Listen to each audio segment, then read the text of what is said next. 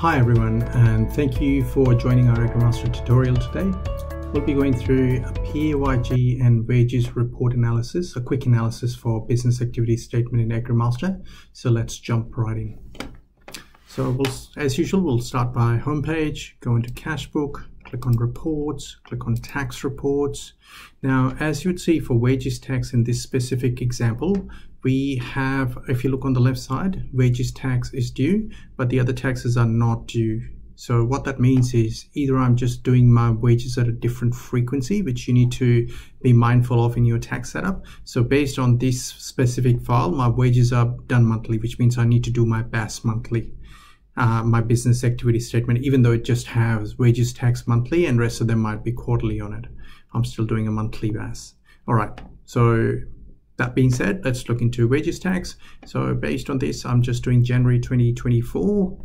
And if I just go through this report here, wages tax deduction detail, that should give me everything I need. So basically, again, the filters on the right side and record number, name, and dates, code, reference, and landscape or portrait, depending on whichever one you want. So I just want the name of the employee, so I'll keep it to that. Select this report, make sure you've got the right period.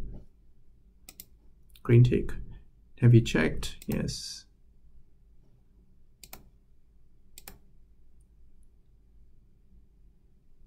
Okay, so I can see on the top, this is for January 2024. Again, the same filters on the top. You can print from further left, you can find something, you can copy, you can zoom in, zoom out, 2 pages, you can save it as a PDF, or you can print this after doing your analysis, and then you can go further down. So you can see the transaction number, the name of the employee, and wages gross, that's the total amount, minus the tax, that's your tax PAYG.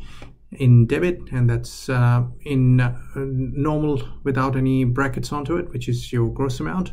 And then if you keep going, and that one there is just the 2 transactions on 7th and 21st, so those are the dates. And again, for second employee, third employee, as you can see, this is quite a nice report to do your end of financial year reconciliation, or even for your normal quarterly BAS PAYG reconciliation. And then finally, it gives you your total gross salaries that you paid, and then your tax deducted $796 for this month. Because this is a monthly BAS, I'll have to run this report and then also close it to go to the next month. So I'll be doing this every month if this was the right file.